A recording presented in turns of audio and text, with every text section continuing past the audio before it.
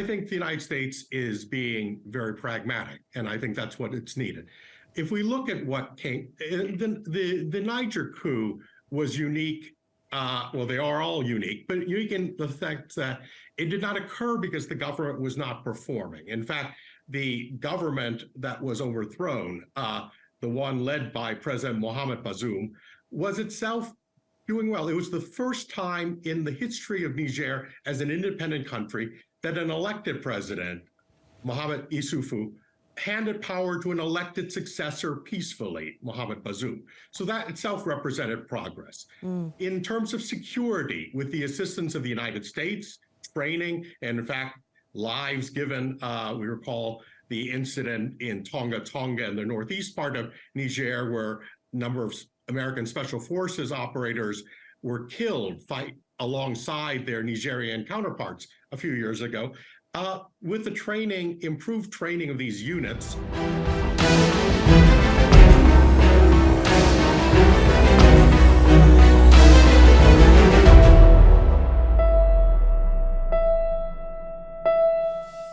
Well, I think certainly a lot goes back to the colonial state, and if one were engaged in academia, and I come out of an academic background before I went into diplomacy, one should probably begin not just with the colonial state, but the pre-colonial state and how these were constructed.